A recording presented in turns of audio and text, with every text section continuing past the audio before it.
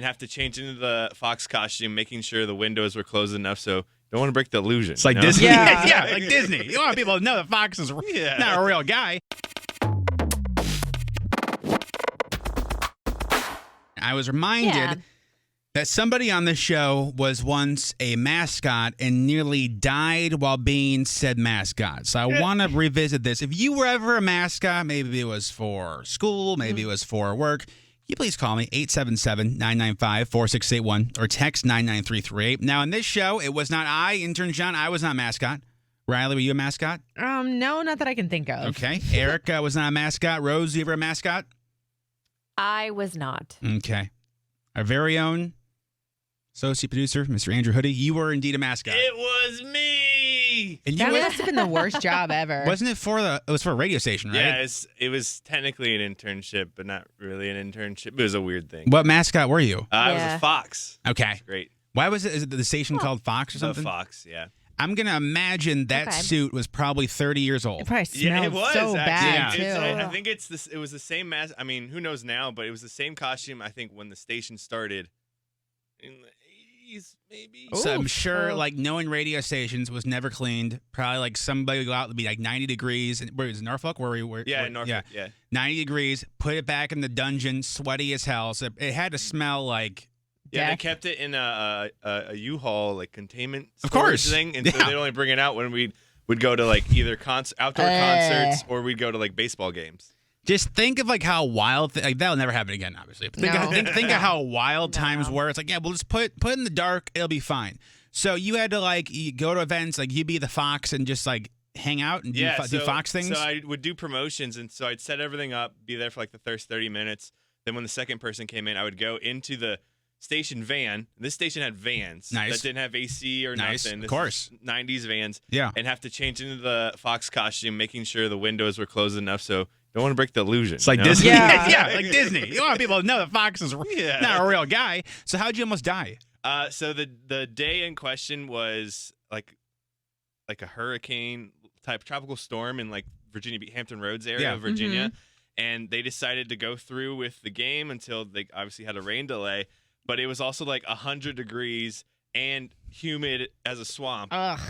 So before that, I was already sweaty in just a station T-shirt. But then going in the costume, coming out, and where we were at in the stadium, there was no ventilation. So they actually had to get like the stadium maintenance team had to get this huge like industrial sized fan with like a sprayer, like a mister, of course. And they put it in front of us because they knew I was dying in the fox costume. That'd be a big buzzkill too. That sucks. And like the worst part was, had you have died, the station would be like, well, I don't know what now. Do we dry clean the suit? And then they'd be more pissed that the client was upset than you actually dying. Yeah, and so like there's a picture. I don't know if it's the one you saw, but it's like me standing in front of the fan, just like where the neck meets the suit is where I could have some ventilation at. Golly, that is we're glad he didn't die. Worst job ever. That is I can't.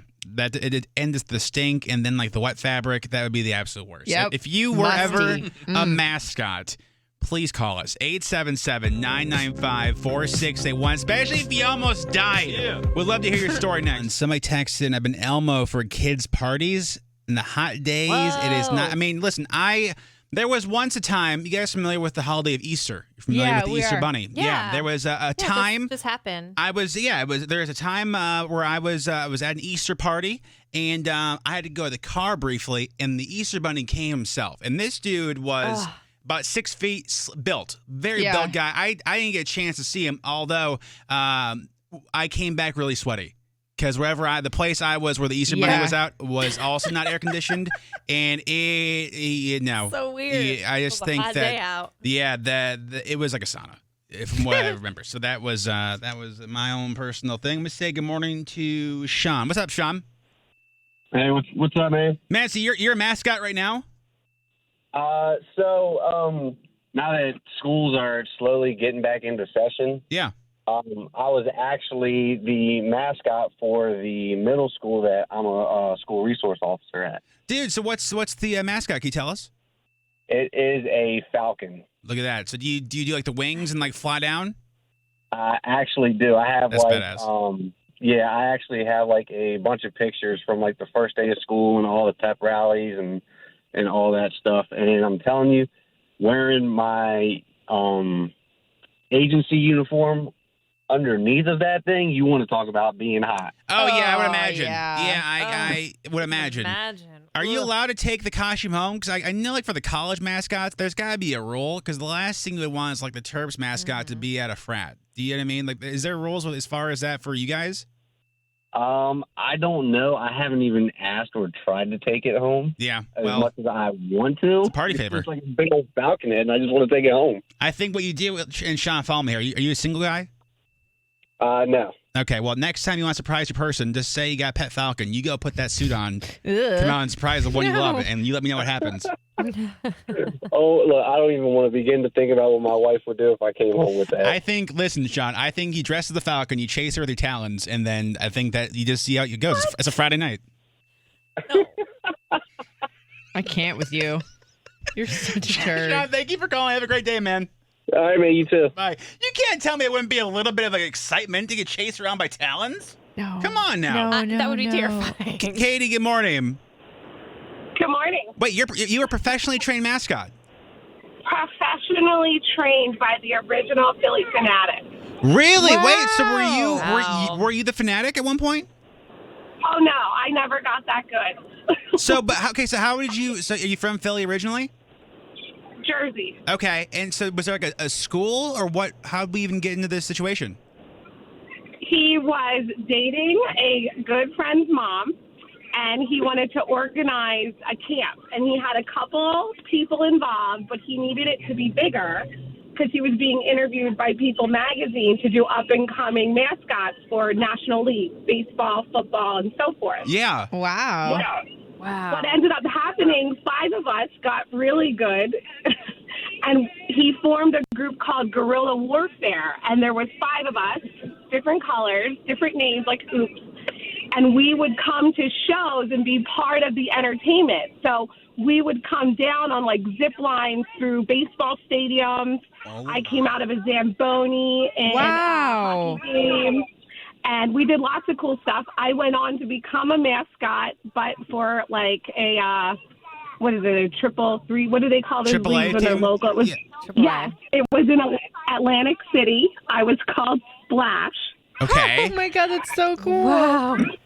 I mean, I don't know how cool it was, but this is definitely my husband's favorite story about my past. Like, I ended up on like page 36 in People magazine, and it's like his Oh my favorite God. thing to show people. I mean, I do at home. I have to dig, but it's there. Yep, I'm there with wool, my mask off. Like, the head is off, but I'm sitting there. I'm like all of 19 years old, if that. I mean, I'm 40 now. wow. This was like a hot second ago. no, Katie, that is the most wild thing. And if you had told me that story from the beginning, that the Philly Fanatic had his own underground like mascot team called Guerrilla Warfare, like this has got to be the biggest. Like this woman is on something right now. But no, that is wild, Katie. That's a yeah. The best story is a friend of mine was author Splash. So we would alternate, because games often can be twice a day. Sure. And he had gotten into it with another team that was opposing them. Well, the next time they're playing, I'm in there, and I'm in front of their dugout, like, shaking my butt, like, just being goofy. I love it. The players are coming back to the dugout. They had some choice words for me. And I was like, wow. So I went down there and took, like, my mask off, and I was like, what's wrong with you guys? And they were like, oh, my God. We thought you were the others. They were not expecting, like, a female. Oh my goodness. Wow. Oh my. Katie, Wow, you have awesome. made our day. Thank you so much for calling. You're welcome. Have a great day. My man. My Oh my man. goodness. That was awesome.